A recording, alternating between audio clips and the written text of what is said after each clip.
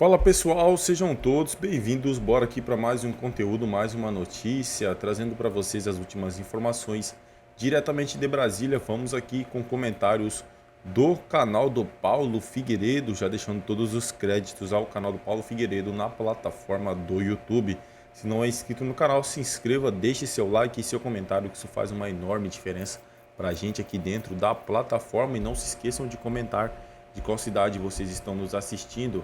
Agora bora pro conteúdo. Assim, combinando como fazer para não ficar, entre aspas, descarado, né? Eles encobrindo essa ilegalidade.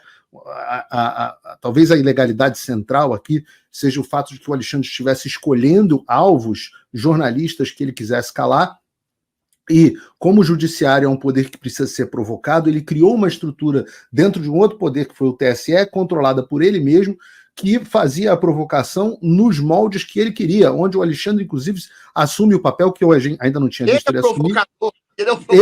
Ele é o provocador e ele é o perito, porque num dado momento ele vira: vocês querem que eu faça o laudo? Agora eu falei: caramba, o Alexandre faz laudo. Perito judiciário também, esse cara é promotor, juiz, vítima, acusador, é o diabo, e também é perito judicial. Eu quero Paulo Figueiredo, eu quero Constantino, você se vire. A investigação tem que ser espontânea, não é o juiz que tem que falar, vai atrás desse aqui. É tudo equivocado, é tudo absolutamente demoníaco nesse negócio. Daí eles dizem, depois dessa resposta, vem a ideia de que eles dão aquela resposta, aquela sessão, vem uma nota do Alexandre, depois vem aquela sessão no plenário combinada ali, que eles combinaram num jantar no aniversário da esposa do Gilmar Mendes, onde eles dizem: não, uma questão procedimental, normal, tudo está nos autos, tudo está na PGR, etc, etc.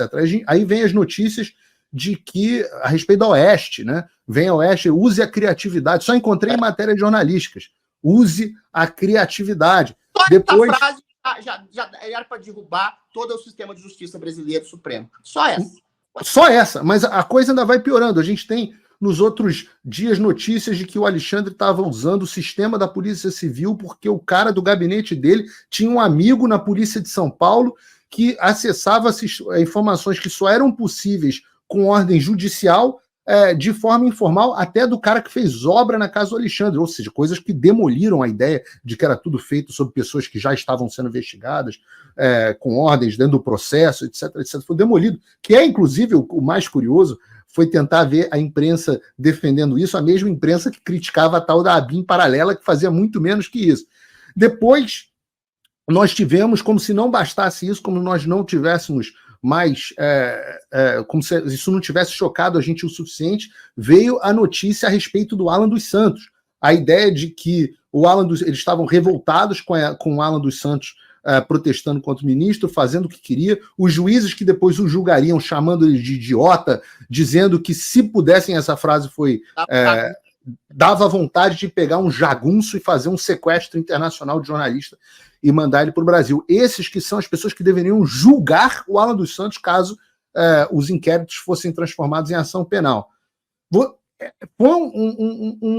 uma coisa avassaladora. Aí nos últimos, agora ontem especificamente, depois da gente já estar chocado, dolorido, impressionado com tudo isso, veio a perseguição ao empresário de São Paulo, na segunda-feira, se eu não me engano, não sei se foi domingo ou segunda, veio a perseguição dos empresários, que simplesmente pessoas que decidiram protestar nos Estados Unidos, fora da jurisdição deles, exercendo um direito que é protegido pela Constituição americana, de forma pacífica, sem representar nenhum risco, compartilhando informações que eram públicas na internet. E teve também esse rapaz que era deputado, esqueci o nome dele agora, vamos lembrar aqui enquanto estiver falando com você, deputado do Novo, que teve as contas bloqueadas pelo Alexandre, e a gente está vendo que o processo teve uma série de irregularidades e que o próprio Alexandre abriu o processo. Então, essa última matéria da Folha de São Paulo foi feita sob medida para destruir ponto a ponto da defesa do ministro.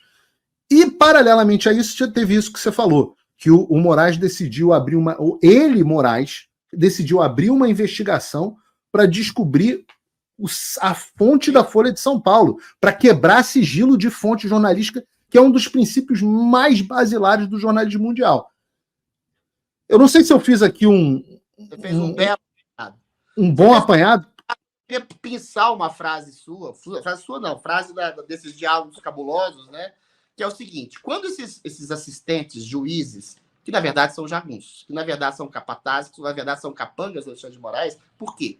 Quando eles falam que dá vontade de pegar um jagunço e pegar o Alan dos Santos lá nos Estados Unidos, por quê? Porque o departamento americano e a Interpol veem as acusações sobre o Alan dos Santos, vão começar a rir, como riram. Falei, não, a gente vai extraditar o cara pelo quê? Porque ele falou mal da calva do Alexandre, que ele falou mal da mãe do Alexandre, vocês estão de brincadeira. Isso aqui é crime de opinião? É exatamente isso que o Alan dos Santos cometeu, segundo a jurisprudência ditatorial brasileira. Quando ele fala de jagunços, eu acho que ele não está só fazendo uma piada, o Paulo Figueiredo. Inconsciente ou conscientemente, essas pessoas sabem que eles contam com jagunços no Brasil. Aí eu falo uma coisa que até algumas pessoas falam, cuidado quando você fala, policial federal, policial civil, policial de qualquer ordem, que obedece ordem para prender senhora de 70 anos, condenada a 17 anos, para colocar tornozeleira numa mulher que tem que fazer um tratamento de câncer, e o Alexandre de Moraes se nega a isso, que joga um homem na cadeia doente, diabético, para morrer ao relento, morrer lá na cadeia, sendo que a PGR, inclusive, queria tirá-lo, estou falando do Clédiston. Quando você coloca um homem na cadeia, simplesmente porque ele fez uma viagem que ele nunca fez, na verdade, né? Que é o caso do Felipe Martins. Esses policiais se comportam, infelizmente, como jagunços. Ah, você está falando mal da instituição da Polícia Federal? Não, estou falando mal de alguns policiais que foram, infelizmente, cooptados. Ah, eles têm família, eles têm salários, mas estão sendo cooptados a agirem como jagunços. Uma ditadura, isso é muito sintomático dessa fala abjeta desse homem, uma ditadura só se constrói com capatazes, com capangas, um policial, um general, um soldado do exército que pega no fuzil, pega numa arma para atirar contra a população, infelizmente se torna tão abjeto quanto o ditador que está dando a sua ordem. E por que eu estou dizendo isso? A gente falou que aludiu ao nazismo, tem aquele livro famoso da Hannah Arendt, Eichmann em Jerusalém, que ela fala do Eichmann, que era um burocrata, que era um homem que fazia o quê? Colocava judeus nos vagões de trens para ir para Auschwitz, para ir para campos de concentração para morrerem. E em defesa dele, ele falou, eu simplesmente cumpria ordens. Se houvesse no Brasil uma consciência real de democracia, policiais, jornalistas, pessoas, subordinados, esses mesmos juízes canalhas que obedeceram às ordens para fazer uma procuração criativa de crimes que não existiam, não agiriam como jagunços do Alexandre de Moraes. O Alexandre de Moraes conseguiu convencer a estrutura do judiciário e a estrutura, boa parte da estrutura da Polícia Federal, para agir como jagunço. E aí é a soberba e a megalomania do juiz, do autocrata, do carrasco, na verdade, travesti de juiz, que diz: a gente tem jagunço, a gente manda nisso aqui. A justiça somos nós. Então é por isso que eles falam exatamente isso. Porque eles têm total, absoluta consciência da impunidade que eles têm tido, pelo menos até o momento. Eles estão tentando se reagrupar. Eu tenho visto bastante conversa entre eles. Teve o famoso almoço que eles fizeram lá com os presidentes dos poderes todos nessa semana. É, Paulo? É negociata política, porque eles sabem que o negócio da emenda PIX lá ia dar problema para o STF, que a gente sabe que o Congresso Nacional tem interesses escusos, não é? Ia dar, não. Tá dando, né? Mas há uma tentativa de rearrumação, há uma tentativa até de acordo, né? Eu publiquei no Paulo Figueiredo Show, acho que de terça-feira, uma notícia da CNN, de uma repórter importante da CNN que cobre o judiciário, dizendo que eles já tinham concordado em encerrar os inquéritos. Isso me parece já ser meio consensual. Já estão partindo para uma negociação. Prender a mim? Eu tenho medo disso, porra. O que é encerrar o inquérito? É anular ou acelerar o processo? O que você acha que eles vão fazer, que eles fariam nesse sentido? Eu acho que eles vão mandar para a PGR, que vai, em minha opinião, neste momento, com a situação atual, é que eles mandariam para a PGR transformar, que é o rito normal, né? Para a PGR escolher se quer ou não transformar em denúncia, e aí denunciar as pessoas. E aí vira a seguinte discussão, né? Se a PGR vai denunciar todo mundo no STF, mesmo quem não tem foro, ou vai distribuir para as instâncias inferiores, justamente para tirar um pouco da pressão do Supremo Tribunal Federal. Eu acho uma coisa interessante, uma conquista que parece que a gente está caminhando para essa direção. Mas eu ainda vejo muitos veículos de mídia, Adriles, que ainda fazem defesa do ministro. As defesas foram para o espaço do ponto de vista agora lógico, né? Não faz mais nenhum sentido. Não sei nem o que o Reinaldo Azevedo deve estar fazendo agora para justificar o que o ministro disse que a Folha completamente demoliu. Interesse em atacar a eleição brasileira. É nesse nível que eles estão, enfim. Mas já disse, mas o que eu quero dizer é o seguinte: num primeiro momento ainda houve ali um ou dois que tentaram fazer uma articulação de defesa seguindo a linha do que o ministro e os outros do que o Alexandre e os outros ministros do Supremo Tribunal Federal tinham dito. Esse troço foi para o espaço e a imprensa meio que está começando a adotar meio que o modelo Jovem Pan, que a Jovem Pan nem toca no assunto, finge que não existe. É igual o Pablo Marçal, finge que não existe um Alexandre de Moraes no mundo e o Brasil está funcionando normalmente. É uma coisa meio quase que... eu ia dizer de autista, pessoal autista ia ficar chateado comigo. O que nem a Globo teve coragem de fazer, que é não nem tocar na Vaza Jato, na Vaza Toga, que foi colocada pelo... Nem a Globo, até a Globo noticiou. É verdade. É isso.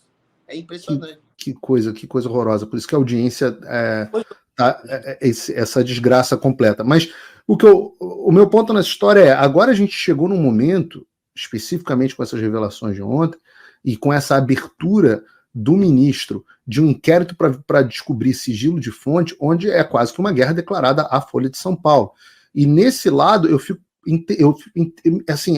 curioso se os jornalistas que são quando são jornalistas de esquerda, né? Para os jornalistas de direita, dane-se, eu, Constantino, não sei o que, você, né? Eles querem que a gente morra no inferno, arda no mármore do inferno. Mas quando atinge um deles, ninguém solta a mão de ninguém, geralmente, né? Há um corporativismo muito grande. O que você acha que vai acontecer? Você acha que eles vão servir ao corporativismo primeiro ou acha que eles vão servir ao Alexandre? Porque o Alexandre parece que ele não entende que tem freios, né? Os freios estão sendo colocados pelos outros. Ele, de um modo geral... Pensa, a mídia? Perdão? Por que você chama de eles? Você está falando da mídia, os jornalistas mesmo? As empresas de comunicação? A quem as empresas de comunicação vão... O que elas vão fazer? Vão defender a si mesmos e o sigilo de imprensa ou eles vão defender o Alexandre? Porque os dois se tornou meio impossível. Há uma cisão. A Globo é um caso à parte, só que é um caso à parte que é a maior empresa de comunicação do país que fala dezenas de milhões de brasileiros. A Globo ajudou a construir esse sistema, esse regime ditatorial que está aí. Então, eu acho que ela tem dissidentes.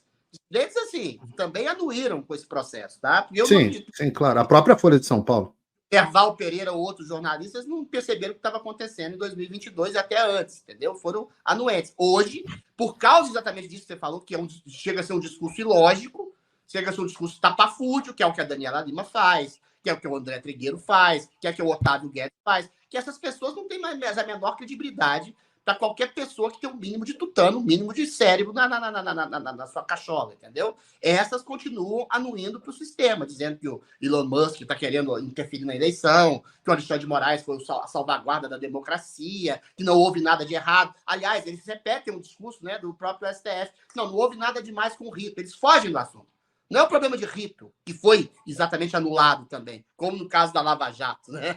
A questão da Lava Jato foi uma questão de rito. Aqui não. Aqui é uma questão de você querer perseguir desafetos usando o sistema de justiça para criar provas, produzir provas contra pessoas inocentes por crime de opinião, como você mesmo, como Paulo Figueiredo. A Globo vai continuar nisso. Eu duvido que a Globo vai se insurgir contra toda a narrativa que ela tem construído ao longo de décadas, ao longo de anos. A Folha de São Paulo e o Estado de São Paulo já vem numa toada de uma crítica meio esquizofrênica. A crítica aqui fala que o Alexandre de Moraes... É isso aí, pessoal, e vamos aqui para mais uma notícia. Datafolha em São Paulo, Boulos tem 23%, Marçal sobe para 21% e Nunes registra 19%. Margem de erro é de 3 pontos percentuais, o que representa empate técnico triplo na disputa municipal. Uma nova pesquisa realizada pelo Datafolha sobre a corrida pela Prefeitura de São Paulo, divulgada nesta quinta-feira, aponta um empate técnico na liderança entre Guilherme Boulos, Pablo Marçal e Ricardo Nunes. De acordo com o levantamento, Boulos registra 23% das intenções de voto, enquanto Marçal subiu para 21% e Nunes tem 19%. Com uma margem de erro de 3 pontos percentuais para mais ou para menos, os três candidatos estão tecnicamente empatados no primeiro lugar. o Datafolha entrevistou presencialmente 1.204 eleitores na cidade de São Paulo entre os dias 20 e 21 de agosto. O nível de confiança da pesquisa é de 95% e o levantamento foi registrado na Justiça Eleitoral sob o número SP. Marçal cancelou entrevista por não querer responder sobre Moraes de jornalista. Segundo Paulo Figueiredo, candidato a prefeito de São Paulo, desistiu de eventuais questionamentos sobre conduta do ministro do STF. O candidato à prefeitura de São Paulo pelo PRTB, Pablo Marçal, gerou polêmica ao cancelar uma entrevista agendada com o jornalista Paulo Figueiredo. De acordo com Figueiredo, Marçal decidiu desistir da entrevista após a recusa de responder perguntas relacionadas ao ministro do Supremo Tribunal Federal, Alexandre de Moraes. O jornalista compartilhou em suas redes sociais que a assessoria de Marçal havia solicitado que temas envolvendo Moraes fossem evitados durante a conversa. Nas minhas entrevistas, eu sou livre para perguntar o que quiser ao entrevistado, também é livre para responder ou não o que quiser, afirmou Paulo Figueiredo. É isso aí, pessoal. Agradeço a vocês pela companhia. Se não é inscrito no canal, se inscreva, deixe seu like e seu comentário, que isso faz uma enorme diferença para a gente aqui dentro da plataforma. Desde já agradeço, valeu!